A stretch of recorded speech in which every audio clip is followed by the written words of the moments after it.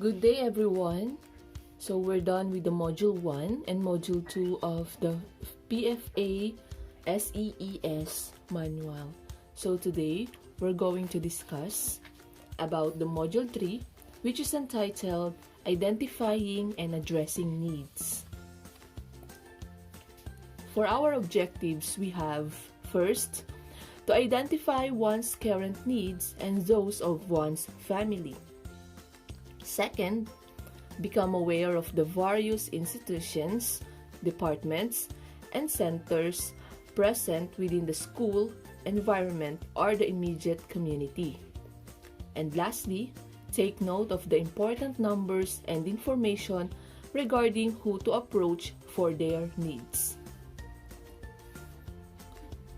So, we have discussed about feelings, thoughts, and how to accept and reframe them. Today, you will learn about how to refer people in need. I want to show you the list of emergency contact numbers and information. And please, as your activity, which is entitled Saan Ka Pupunta, you will fill out the needed information here. For example, what is the contact and address of your barangay health office? Who is the person in charge in that office? Next is for barangay disaster team, DSWD office, hospital, psychologist or social worker, COVID screening team, and your school. So you need to provide the necessary information here in the table. Pero hindi naman kailangan na lahat ng yan ay ma-fill out nyo, kung sino lang yung mga kilala nyo or meron sa inyong community. In your home, where it would be visible to all members of your household. So, after nyong sagutan ito, also do a copy of it na ididikit nyo doon sa loob ng bahay nyo. So, it is part of your activity. Pipicturean nyo yung ginawa nyong listahan na ganyan na nakadikit doon sa inyong bahay. Kung saan nyo siya pwede ilagay, sa kusina, sa sala, or doon sa terrace, or kaya naman ay doon sa labas ng bahay nyo, pwede din naman. Basta pipicturean nyo siya, then isasend nyo siya sa GC ninyo. Okay? And the list contains numbers, names, and addresses of certain government and non-governmental offices that we may all approach in order to have our family's needs addressed. You can add other emergency contact information to do this. Okay, if you think na meron pa kayong pwedeng i-add, pwede nyo namang i-add dyan sa ating listahan. But this is the standard. So, let us now discuss the list of common needs of survivor after a disaster or pandemic. So, ito daw yung mga common na pangangailangan ng mga nakasurvive after a disaster or pandemic. For example, sa Bagyo, yung mga nakasurvive, sa Lindol, ito yung mga common needs nila. And now that we are experiencing pandemic, ito yung mga kailangan natin or ng mga survivor. So first we have general. So in general, this is the general needs of all, which means lahat ng mga survivor kailangan ito immediately. Of course, first, to find missing family members. Siyempre, kailangan mahanap mo kung meron mang nawawala sa family members mo. Diba? Kaya nga meron tayong mga ibang survivor na nananawagan, kung nakita nyo po si ganito, yung aming kapamilya, ganon. So, that is the first common needs of survivors. Next, to provide medical assistance to those who were hurt. Kung wala namang nawawala sa family members, ang kailangan nila agad ay medical assistance. Halimbawa, nasakta, nadagnan nung lumindol or nung sunog ay nasunog yung ibang parte ng katawan, ganon.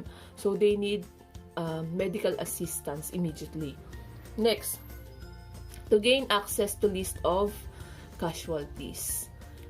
Of course, kailangan nilang malaman kung sino yung mga mas nangangailangan pa ng tulong o kung sino yung mga malalala. Next, to know how many were affected, kung ilan silang mga naapektuhan ng disaster or ng pandemic. And lastly, to provide proper burial facilities for those who have passed on.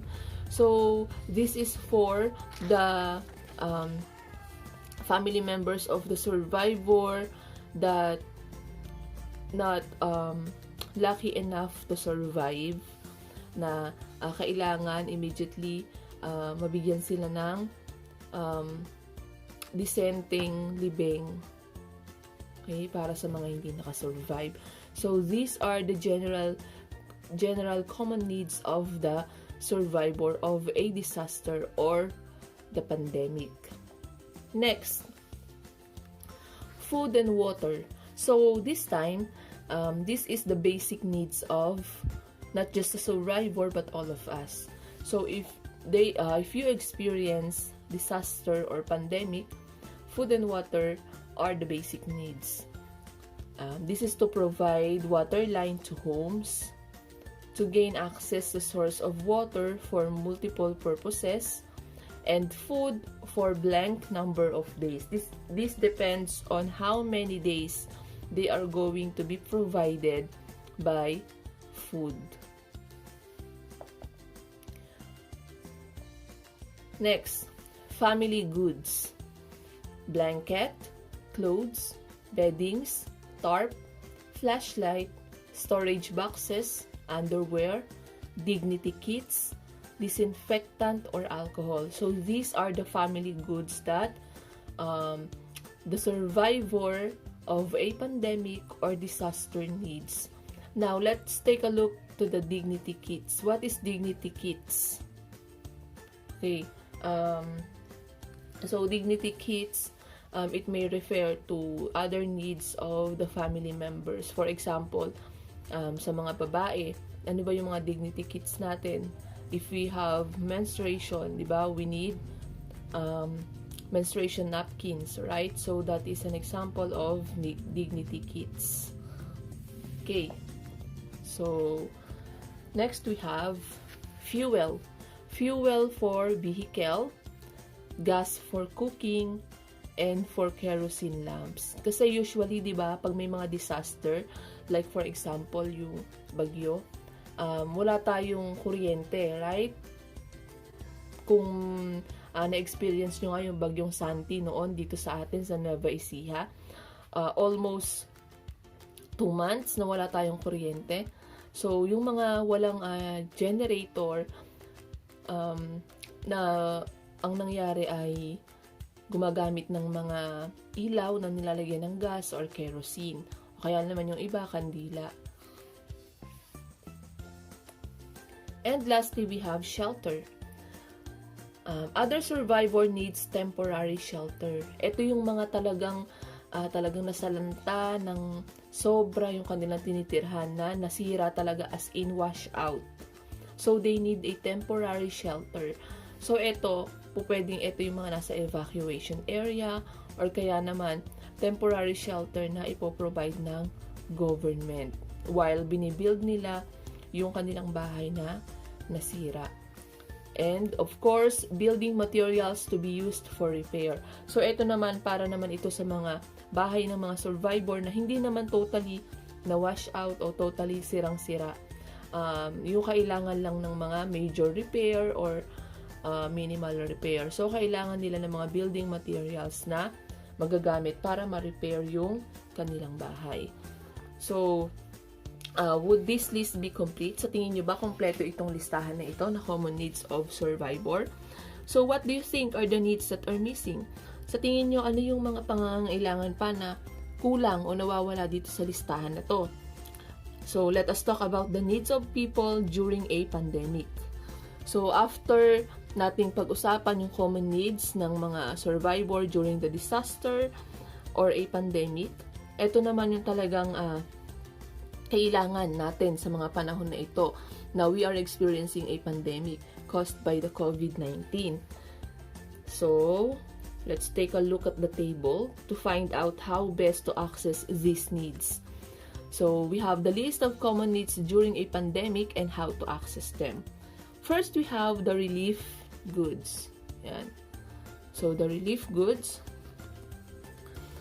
this is to receive relief goods or yung ayuda or from the barangay level, city mayor, and DSWD.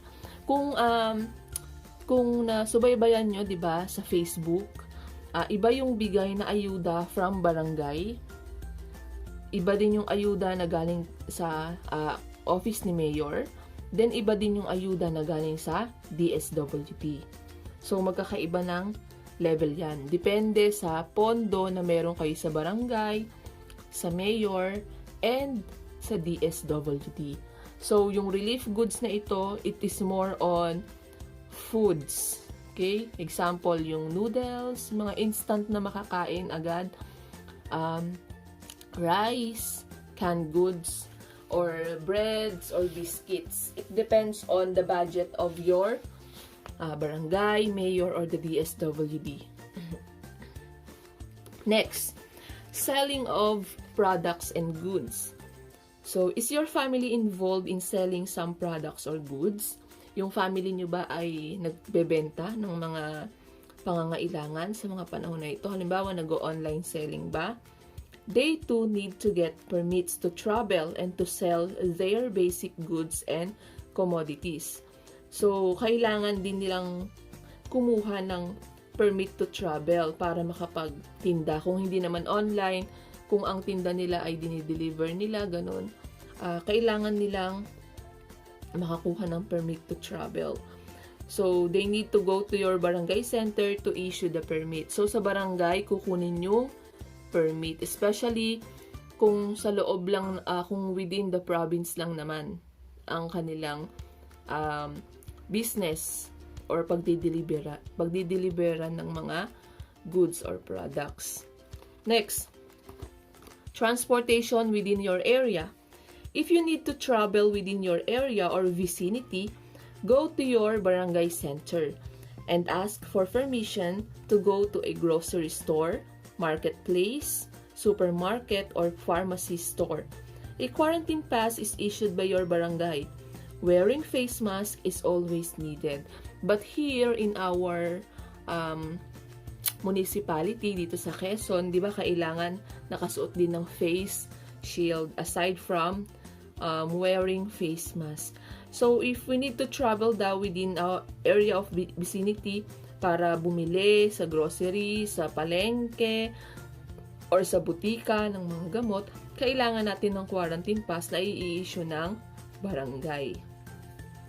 Next, transportation outside your city or municipality. So, ito naman ay kung sa labas ng Quezon. Halimbawa, pupunta ng Cabanatuan, ng Gimba, ng Talavera, ng Santo Domingo, or any city or municipality na pupuntahan, na kailangan puntahan, you can go to your barangay center to get a travel pass that will allow you to pass major thoroughfares. Make sure you are COVID-free. So, kailangan hindi tayo infected ng virus. Make sure also that you wear your face mask. They also provide you with vehicles. So, ang magpo-provide ng vehicles ay ang barangay. Okay? So, etong mga list of common needs na to, during lockdown ito ha. So, ngayon naman, medyo maluwag na tayo, right? So, binabalikan lang natin yung mga common needs during ng lockdown natin. And cash assistance or social amelioration program or yung SAP. Okay, sino dito yung mga family na napabilang doon sa mga nabigyan ng SAP or the cash assistance or social amelioration program? So definitely, yung mga family na nakatanggap ng SAP, ito yung mga talagang natanggalan ng trabaho or nawalan ng trabaho during the pandemic. And kasama din dito yung mga pregnant women or kaya yung mga 4Ps, ayan. So, they are the subject for Cash Assistance or Social Amelioration Program or yung SAP. So, the DSWD releases cash amounts in 3 tranches to poor but deserving families. So, they need to contact your local DSWD. So, sa DSWD, manggagaling yung SAP. Okay. Now, look at the needs form here. On the first column, list down all the members of the family whom you live with. So, activity to ha, gagawin din to. Ito ay nasa page 51. And on the second column, identify the immediate needs of this person that your family cannot address as of this moment. On the third column, identify where you can refer this family member of yours. So, we have an example here. Nagbigay ako ng example dito. For example, yung name ng family mo ay Juan de la Cruz. Yan ang pangalan ng father mo. So, current immediate needs. So, ano yung kailangan niya? Ayan, nilagay natin dito, transportation outside the municipality to buy medicine in drugstore for my grandmother. So, bibili si tatay ng gamot. Wala yung gamot na yun sa butika dito sa Quezon. Nasa Cabanatuan siya, or nasa Talavera, or nasa Gimba. So, kailangan niyang kumuha ng travel pass or quarantine pass. Kailangan niyang pumunta kay kapitan doon sa barangay office. So, he needs to be referred to barangay captain. For example, ang pangalan ng barangay captain ay Pedro Cruz. So, this is what you are going to do. Alam naman natin na medyo maluwag na ngayon, kaya actually, hindi na to kailangan. Pero, babalikan nyo yung mga bagay na sa tingin nyo, kinailangan nyo nung panahon ng lockdown.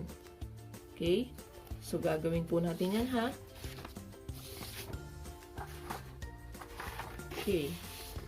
But, if you do not know anyone who can help that person, just leave it blank first. Kung hindi nyo naman alam kung sino yung pwedeng tumulong doon sa mga pangangailangan na meron kayo sa family nyo, sa relative or friend, kahit hindi nyo na ilagay yung pangalan, basta ilalagay nyo kung saang opisina po pwedeng i-refer yung nangangailangan.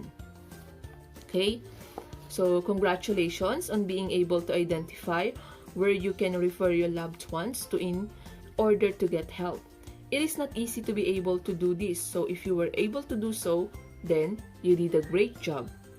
Can we talk about what you think your own needs are? Who can you approach in order to address your own needs? So, syempre, kahit may pangangailangan yung buong family or friend, ikaw din, may pangangailangan ka.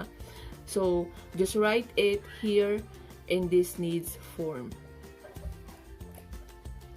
Next is for analysis. This is also on the page 51. So, you need to answer this question. Diyan sa inyong module na doble itong question na to. Just ignore the second question na naka-print diyan sa module. Kasi isa lang naman siya. Kung mapapansin nyo, doble lang yung pagkaka-type. Okay, so we only have one question to answer in analysis. Just answer this question. Why do you think it is important for all of you to learn about whom you can go to for your own needs and the needs of your family? So, bakit daw mahalaga na malaman o matutunan natin kung kanino tayo pupunta pag tayo ay may kailangan during the pandemic or a disaster? Bakit kailangan nating malaman? Bakit mahalaga nating malaman kung kanino tayo hihingi ng tulong or lalapit? Depende sa pangangailangan na meron tayo. So, you will answer that question. Next is, or the last thing to do in this module is abstraction, or what we call reflection. This is on page 52. So you will also answer this. Think about news reports that showed how at times even these linkages could not do their responsibilities efficiently.